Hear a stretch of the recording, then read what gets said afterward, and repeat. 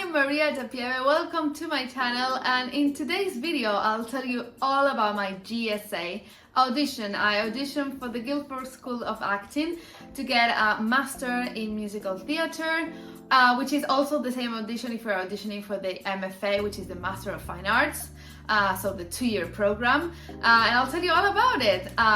So first, if you want to know more about my life in the musical theatre industry here in London and all about myself, my music, I'm also a songwriter, you can follow me on my Instagram and TikTok, and also subscribe to this channel in the little bell below.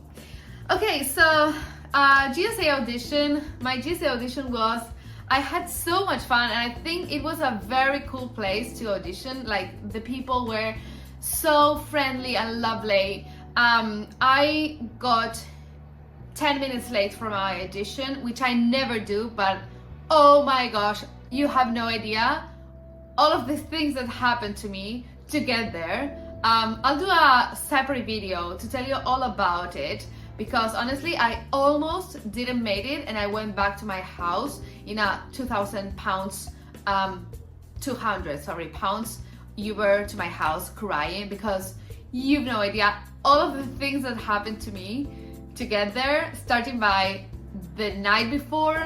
I did a period in my jazz shoes, and the whole the part below the shoe just unglued, so I had to go to every shop to find like a super glue. I couldn't find it, it was out of stock. Anyway, that's how it all started, and I almost didn't make it, but I made it 10 minutes late, and I went out from my house 1 hour before. So I arrived to the station. My plan was to arrive to the station, which is like 10 minutes far from Guildford School of Acting, 1 hour before. Thank God I went out of my house with plenty of time, because I arrived 10 minutes late. I'll tell you all about it in that video, which I will link below as well. So anyway, I get there super sweaty and muddy. So in the video, you will learn how I got there and why I was all full of mud and super sweaty. But anyway, I got there 10 minutes late, and I just arrived. I couldn't believe I made it after this odyssey. And yeah, there was a student that was there to receive people auditioning, and I'm like, oh my gosh, I'm so sorry, I'm so late, but I'm here for auditioning for the Master in Musical Theatre. And she's just like, oh lovely, don't worry, we're just starting out, just breathe, I'll ask you for your headshot, and in the instructions. So when you audition for GSA, you have to fill a lot of documents and stuff. Then they send you the link to pay, and when you pay, you receive an email saying, hey, this is your date for your audition. If you don't make it that day, please send us so we can reschedule you, because we can only see once a time per year. So you have to make sure you can be there, that you're in your best voice and everything, because you won't have another chance if you miss it. So yeah, and in that instruction you get a small button that says more information here, and there's a whole PDF explaining you the audition requirements, which is basically 1 monologue, modern monologue, 2 contrasting songs, and it's a whole day workshop, okay, that starts at 9, and you get first the dance part of the audition, then the singing, and then the acting, and successful candidates go to the interviews. Okay, so yeah, I got there, and there was the director of the career. He's like, hi, I am the director of the career, so don't worry, they're just chatting right now, so when we go up, we will start, so don't worry, just breathe. And I'm like, oh, sorry, thank you, nice to meet you. Oh, and so this student, she was lovely. She asked, okay, so do you have your headshot? And in the instructions in this PDF, it says, bring with you, well, the sheet that you're going to show the pianist, and bring with you a passport picture. So I thought I should bring like my passport scanned. No, I didn't. I had to bring like a passport picture, which is a headshot, commonly known as headshot. So make sure you print a headshot, picture and not the scan of your passport, okay, as I did. Because everyone had their headshots and I had like my passport. Why would I bring a passport? Because it's a passport picture. So a passport picture is not the scan of your passport, it's just a headshot, okay? Anyway, that was a very funny moment for me. I arrived late, muddy, sweaty, and with no headshot. But anyway, we were going up. They were very fastly writing my name in a piece of paper so I could put here. Because I had arrived late, they probably assumed I wasn't going to make it. So anyway, we started with the dance thing. So hopefully and thankfully they hadn't started yet. So I arrived there and like the head of the master introduced me like, hey, this is Mary, she just arrived. And they were all very lovely, like the jazz teacher, she was like, oh, no worries, come in, we're just starting. So everyone were like really friendly. I felt so like, these people are nice, right? So yeah, we started with a warm-up, like a warm-up and like with some, and twist and turn and going down and up, like a very like jazzy warm-up, okay? Then we did a bar work, but in the middle. So we would do the pliés, the demi-plié and everything, but not on the bar, but just in the middle. And some balance and stuff. Like you would do a bar, but just in the center, okay? Then we did some stretching. So they were looking at us during this whole thing because they were looking, I think, how much we could stretch our legs. So because I was already doing all of these years, I hadn't done much jazz, but I did ballet every week. Like these last 3 years, I was very strict with my ballet. I've been doing ballet like every week, twice or 3 times. So twice ballet and then 1 physical preparation, like a varieté kind of. With my amazing coach. She is a Balletto Club. I'll link it below. She speaks in Spanish. I don't think she speaks in English, but anyway, she has a whole like method to prepare you for like ballet work, kind of. So yeah, so all of this part was very good for me. Like I could do it perfectly. I could do the relevés with strength and balance. I felt very good, honestly. And then the stretching, again, I felt completely cool about it. It wasn't very crazy as well, like it was normal ballet work. Then we had some abs plank, okay, like here and then here, like 30 seconds or something. And then so that was the more like ballet related kind of work. And then we started with more like jazzy exercises. So we started doing these corner exercises like pas de bourrée and balance and then period. I think they wanted to see how we do those things, but mainly it's very important in this audition that you do listen to the teacher, because she was all the time addressing like, I don't want to see how many periods you do, but how you can travel, okay? How can you move from here to here, like, so it's really important that you do listen to the instructions and what they're exactly looking for, okay? So yeah, then they did some other corner exercises like Batman, front et second, right? So some corner work with, again, traveling, right? From one point to the other with this Batman. And then the choreo. So the choreo, it wasn't very difficult, but it wasn't really easy. So it was like an intermediate kind of level, I feel. So we did 1 musical choreo.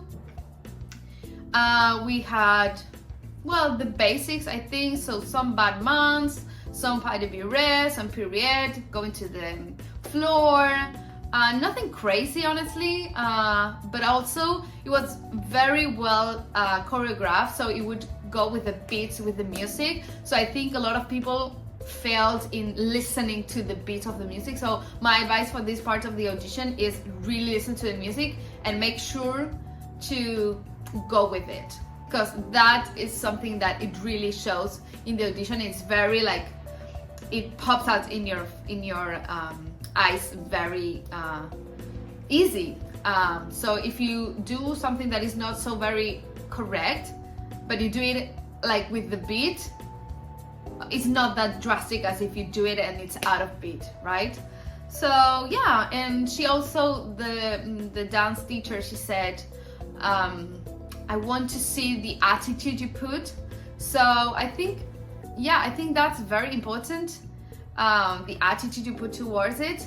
I don't think I think I was okay, but of course it wasn't like a 10 for me. I did some mistakes on the choreography and with the pas de bourrées. I hadn't done jazz in like 6 years, to be fair. So for me, being there was already a win, because I focused much more in my singing and my acting and in my ballet, but not in my jazz. So yeah, I could say it was a 7 out of 10, and I could have probably done much better. So yeah, that was the dancing audition. I finished and I was all sweaty, and yeah, it was intense, to be fair, but it was much fun. And like the whole like ecosystem was very, I don't know, it was very friendly and people were very like cool. You never felt like bad. So with the dance sequence, they showed us, so we were building the dance sequence. We did it like up to a minute or something, and we had a little time to practice it. Then they added like 10-15 seconds more. They gave us another 10 to practice it, and then they called out the names. So it was in 4, 2 on the front, 2 on the back, and then switch. So you get to do the choreography twice, 1 in the back and then 1 in the front, but you have plenty of time to do it before getting that moment. They also make you do the corner work in pairs. They call out your name and you get to do that once on the right and 1 on the left. But there are some students from the MA that are doing the audition with you, so you can always like check, because they know it. So you always have like a reference, and no one's going to go first without first going the students that are already in the MA. So you always have someone to look, even if you go first. So it's very friendly and cool. So yeah, that was the dance part of the audition.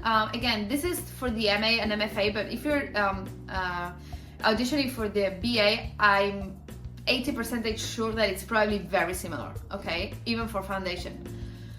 So we went then to a room where we could dress. I switched, so my advice for this is bring another clothing for the next part, because you will sweat, and probably you want to have like soft ballet shoes or like sneakers, just sneakers to do a pirouette and be comfortable in like very comfortable clothes, right? But then for the second part, you probably won't want to have all of your dancing clothes. So yeah, I just used like some leggings and yeah, a hoodie. Like honestly, it was comfy but no sweaty, okay? So they gave us like, let's say 10 minutes, no, like 15 minutes. So I changed very quickly. I took out all of the greasy part of my skin. I very little makeup. There were some girls that they have foundation and everything and like false lashes. I was like very natural, because that's my style at least. But yeah, if you want to go with the curls and everything, you can go, definitely. I don't think they will resist the whole dancing lesson, but if you want to do it, just go ahead. And then they call us for the singing part. You could leave the stuff in the place, but you had to go out. So yeah, I just brought my stuff to have my makeup and change, and then we went back. And it was like, let's say 10:30 already. And they made us put in 2 lines. So we were like 25-30 people. And then in the front there was the singing teacher, the 2 like directors of the career. There were like 6 students or 4 that are currently in the MA, and the pianist. So that's how it was. the singing audition. What I have to say is, first, think about it when you choose your singing material, that Guildford is in person, which means your song must be easy to play on the piano, because I didn't know until like 4 or 5 days before, so it was too late to change my singing choices. And like my 2 songs, they all have 4 or 5 changes of key. They modulate like 4 times Make Believe and 5 times World Burn. So it's not ideal. Thank God, their pianist, it was amazing. Like I had to tell him, like the 2 times I had to sing, it was like, you know, you're rocking it. Like, oh my gosh, like if he knew the song and he would practice with me. He was such a good pianist, but that's not always the case. And if you bring a sheet like mine with 5 key changes and like it's cut in the middle and it changes the rhythm, like why? So make sure to choose songs that are easy to play, right? Again, the pianist was amazing, and I took the time to put the sheets in a like a folder where you can just put the sheets, so the pianist can just slide them, right? And I highlighted the key changes. I highlighted every time there was a cut, because it must be up to 2 minutes, so I had to cut both sheets. And I highlighted his raw only, so all of that made it easy to him, to the pianist, to play it with no like problems in the middle. And yeah, and so they called our names. I think I was in the last part of the numbers, the names they called. And yeah, first you go to the pianist, you give them your folder, you give him the folder. And in my case, my song had different tempos. So yeah, I just went to him and I say, okay, this is a sheet. And he's like, okay, let's see. Is this the tempo you want? Yeah, and in this section, let's try something more up speed. Okay, so like a small child, like I would say less than a minute, and then we would go and sing it. So my first song, the one I decided to bring, because they said you will sing 1 song, and maybe there are some people that will want to hear them sing a second, but probably you will all sing 1 only. So I went with my strongest choice, which is Make Believe. It's the legit one. I think the mistake there was that, so there were the 2 lines. Let's say here are the 2 lines and here is the panel. So instead of putting myself here, so a little bit like behind these 2 lines, I was here. So I was in their faces. And also, I don't know why, maybe I was nervous because I couldn't vocalize. I had to wake up at 5 a.m. because Guildford is 1 hour and a half, 2 hours from my house. So because all of that, my voice was a morning voice, and I hadn't had the acting first, and I hadn't spoken much. Well, I hadn't spoken at all with anyone. So my voice was a little bit rusty for the legit one. So I don't know, but I got a little bit, yeah, like nervous. So I don't know why I decided to look on one side. So I sang the whole time to one side. So this was my audition all the time. Instead of looking behind the panel, never to the eyes of the panel, you never do that, but you should look to them and behind. I don't know why I didn't imagine that the guy was behind the panel, but like on one side. And like then I couldn't change, because why you're changing, right? So it was like, yeah, it was like I didn't position myself right. So take into account to always think where you will be standing and where are you going to look, right?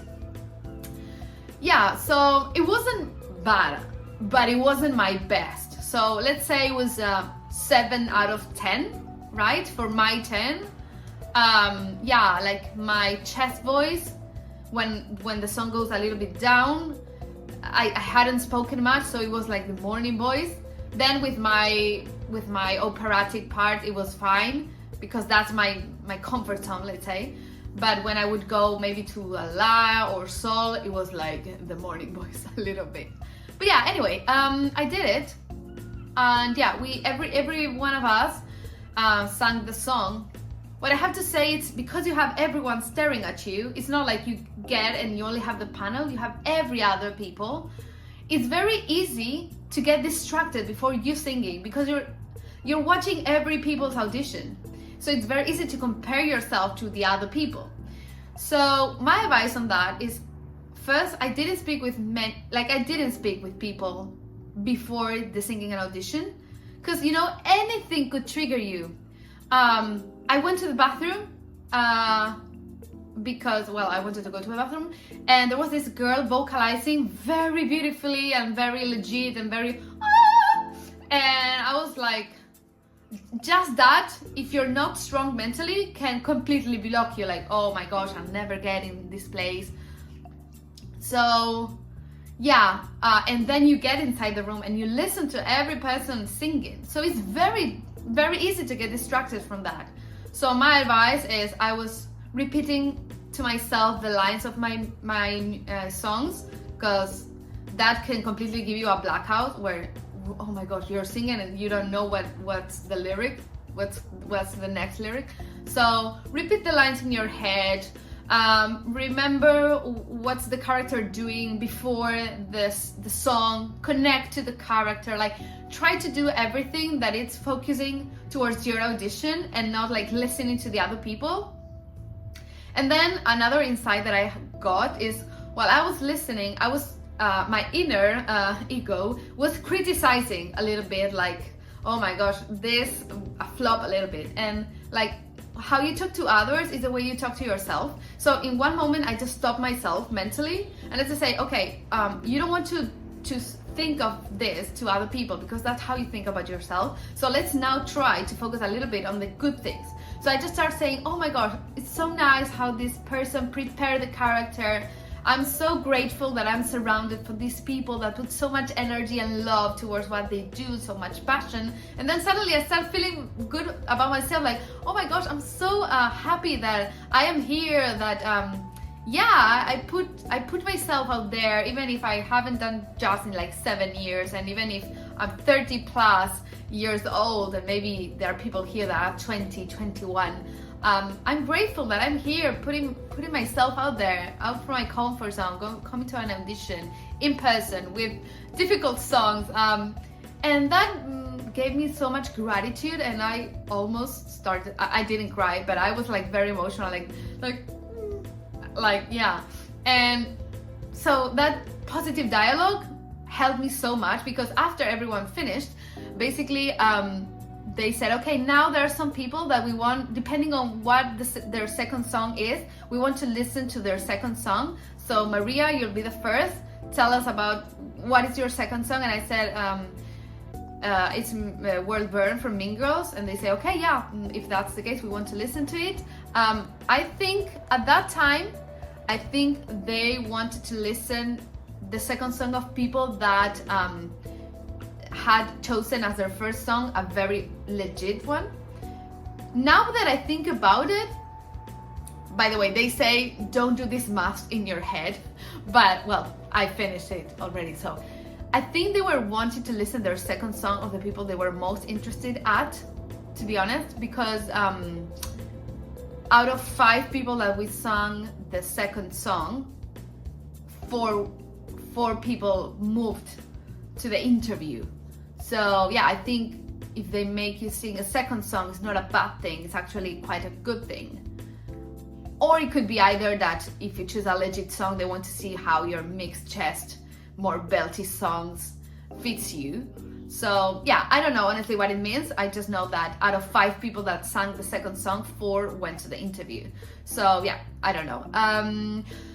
And that's when I go and I sing a World Burn from Mean Girls, which was honestly, of my 2 song choices, the most difficult one for me to sing, because I come from a classical background. So the mixed chest, it's the thing that I've been working on the last year. So it's something still new, right, to me.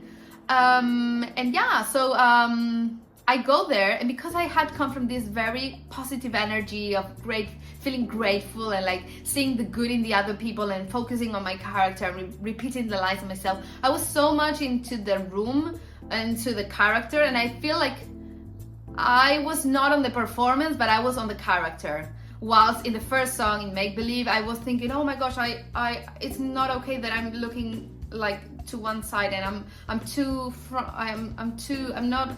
not properly in the middle, like, you know, I was thinking about the performance and the audition more than I was thinking about my character. But this second time, I was in the character and I felt the energy, you know, when you're giving it all. And yeah, and I feel like that was, I think it was a very good audition, that second song. And yeah, so that was the singing audition, and then we went out. They gave us 10 more minutes. If I have to give you an advice, I would tell you, before coming into the singing audition, vocalize a little bit, even some like or bring a lax box or whatever, but just do some type of warm-up, because I was a little bit like cohibited by people vocalizing that I didn't want to vocalize. It was stupid, honestly, and I think my first song would have been much more on point if I would have vocalized. So yeah, just find a spot and put some AirPods or whatever, but just vocalize, because it'll be better for you at the end. So yeah, that was the singing audition, and then they gave us 10 more minutes. Again, I didn't speak much with people because I wanted to be focused on my thing. Only there was a girl that came and said, "Hey, Regina, bold decision, but you nailed it." That was the only, and I was like, "Oh, okay, thank you." But I didn't stop like speaking with people, because I would get distracted and in my head. And then, well, they made us jump again into the acting audition. And yeah, and in the acting audition, there were already a lot of chairs around, like in a circle with the panel on the side. And they said, basically, treat this as an acting workshop. We want you to feel like you're in an acting class. So we won't give you names. You will just stand up when you feel like you want to, and you will do your monologue, or you just do it from your chair, or you move. You can do whatever you want. You can even use the people. And this audition was really good. Like, people, they were all very amazing. Like, each people's monologue was so cool. There was a Scottish girl that did it in her accent. I didn't quite understand it because I'm still adapting my ear to English. But it was so nice to see all of these people from everywhere doing the monologues. They were all very good. I think the level of acting in that place was really, really high. I felt very, honored to be part of it. I decided not to move. I felt in my gut that I needed to stay next to the panel instead of moving. I was just the first chair next to the panel. So I felt I didn't have to move. And I think I was one of the latest. And in one moment, I just felt I needed to get inside. So all of the other monologues, they were very dramatic, and mine was very like comedy kind of. So after a few of very dramatic monologues, I just felt the need to get in. If you get in, just get in, because if you're thinking, oh, if I get in and there's another people and you're like waiting, it's too much, you will never get in. So I just got in, and I started doing my monologue. My advice for this is use the audience. So in my case, my character, this is what I imagine, okay? It's not on the play, but for me it was more useful if I was all surrounded with people, and like if I was like in a tea with friends, right? That's what I created in my Imaginario. So I used them as if they were like those friends in my tea party, right? And I just did it. I just went all in. I wasn't thinking how they're reacting, though. I have to say that because when you're doing like the monologue in your house, you don't have people reacting to it. But now that you have not to let you go with it. So in one moment, they all laughed so much, and I was like, oh my gosh, what's the next line for a second, because I wasn't used to the reaction of people to my monologue. But yeah, just keep on going and have your monologue very well memorized, because anything can just put you out of blank. So I really practice it a lot, so I don't have that what's coming. There was only one moment, but I got it very fast, so it wasn't a problem. And remember for the acting audition to choose a monologue that really shows you. So the feedback I got later was that my monologue had a lot of rhythm, and it was perfect for my accent, because as you can see, I have an accent. I haven't worked on it yet. That is my task from now on. because I want to have roles that are not only like the Italian girl or the French girl or the Latina girl, right? So I have to work on my accent, I know that.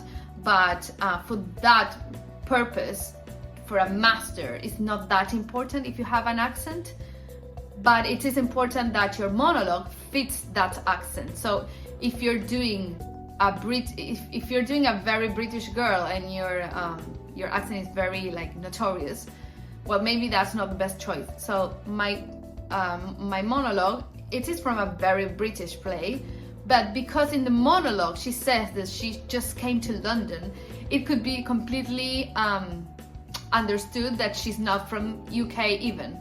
So it matched completely. The monologue matched completely my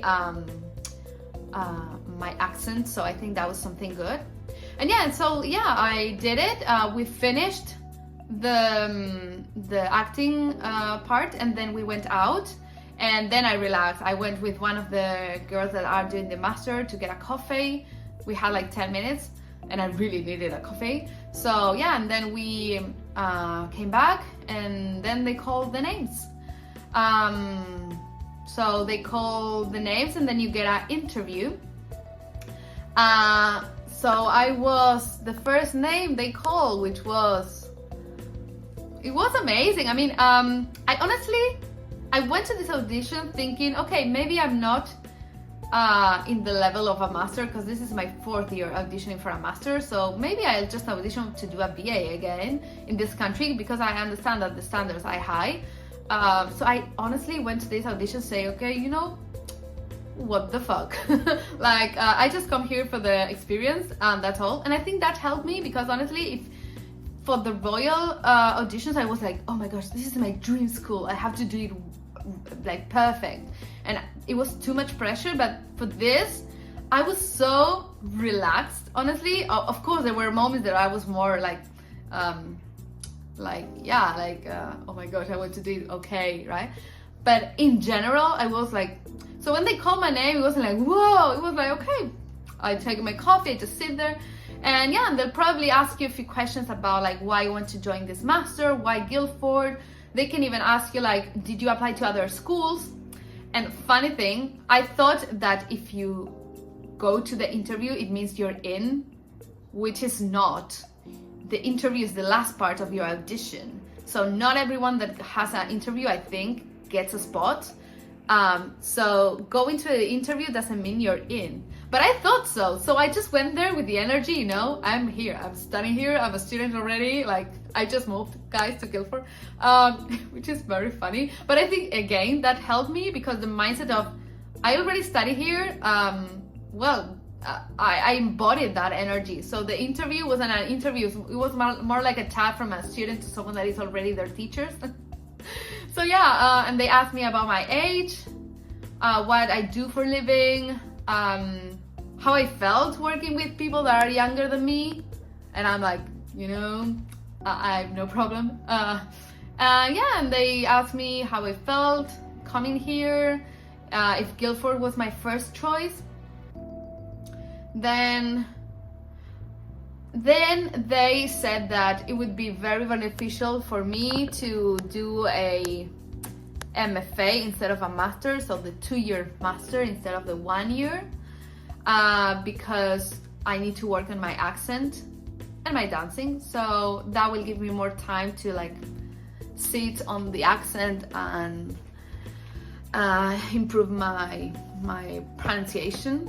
So yeah, that was my audition, and 3 days later I got the offer.